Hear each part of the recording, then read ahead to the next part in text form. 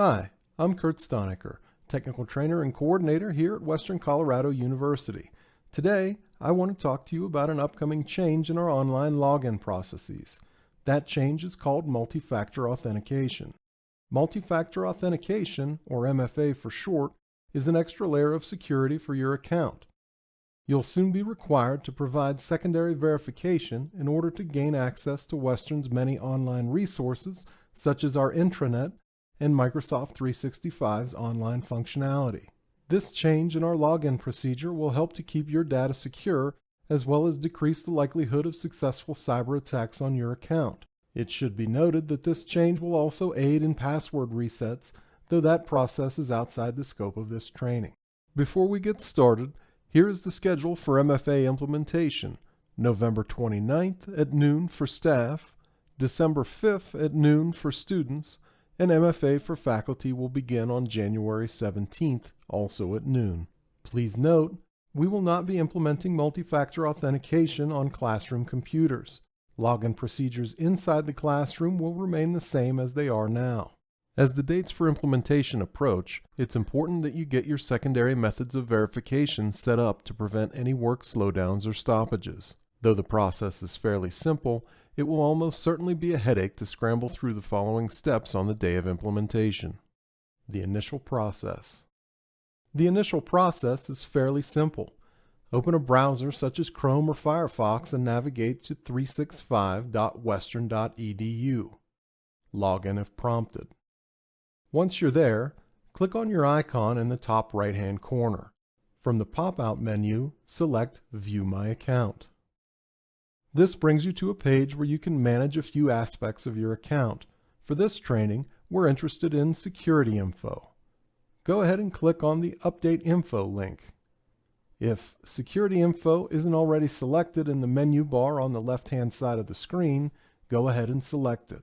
Clicking on this plus symbol will give you a window where you can add a secondary verification method. Use the drop-down box to select one of the following options: Authenticator App, Phone, Email, Security Key, and Office Phone. For now, it's best to select Phone. You will have the ability to add and delete some of the other methods later. We'll go over that process shortly.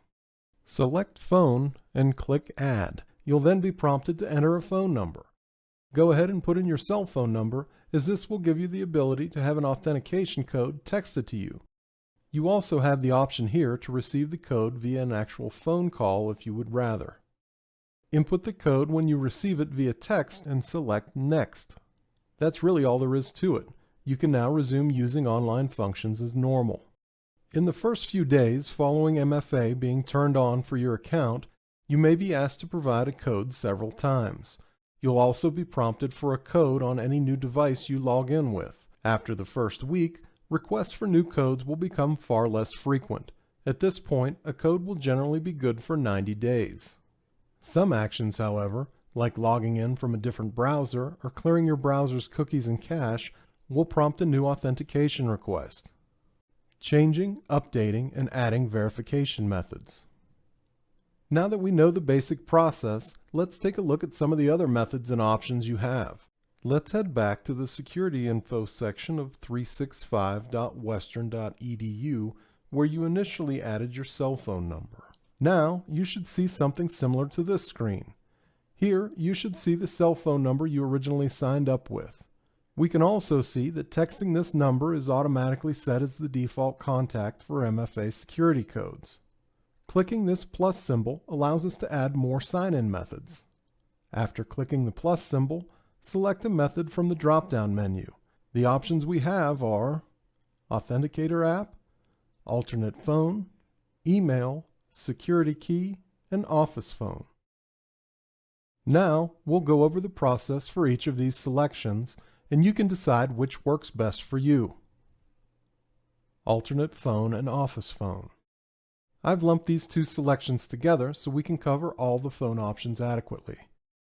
Even though you've already entered your cell phone number for texting, you have the ability to add one alternate number as well as a work phone. The way Microsoft sets up its authentication, you can add one of each method to your sign-in options. Since we already put in a number for texting, Selecting alternate phone will now only give you the option for a voice call. In order to verify this number, you'll get an automated call from Microsoft asking you to press the pound key. The third option is for an office phone. This again will result in an automated call from Microsoft. The only difference is that this selection adds the functionality of being able to list an extension. Should you choose this option, enter your entire phone number on the first line and leave the extension blank, as we don't utilize the university switchboard in this manner. In short, you have 2 phone call options and 1 text option. It is not necessary to input numbers for each selection. Though it's worth noting, if you are traveling or work from home frequently, it's a good idea to set up more options than just your office phone. For example, if you're traveling or working from home and are asked for a security code, the only way you'd be able to get that code would be to come back to the office. Email. The email option is only used for password resets and unfortunately cannot be used as an authentication method for our purposes. Authentication Apps. You may also set up an authentication app should you desire. We recommend you use Microsoft Authenticator. It can be found on all mobile app stores and should look something like this. Once you have the app downloaded, go ahead and open it. You can choose for yourself to share some app data with Microsoft, but it's not necessary. After clicking Accept, you'll be taken to this screen where you should select Add Work or School Account. You'll input your Western email address, then be prompted to log into Western. After logging in, you'll be prompted to use the text method we set up earlier to verify the app. Once the app is set up on your phone, it should be automatically added to your list of authentication methods on 365. Security key. Lastly, we have a physical security key. This option is not recommended unless you have no other means to authenticate your account. You'll need to create a work order with IT and schedule a time to stop by Taylor 125 with your computer so we can assist in setting it up. Changing authentication methods. If you ever need to change an authentication method, for instance if you get a new cell phone number or office extension, you can delete them by clicking on Delete next to the method you'd like to replace. Then click the plus symbol and add that method back in with the updated information. This concludes our video on multi-factor authentication. With your assistance, we can help ensure that your data, as well as Western's technology resources, remain safe and secure. Remember, if you have any questions or issues when setting up your MFA methods, please create an IT work order.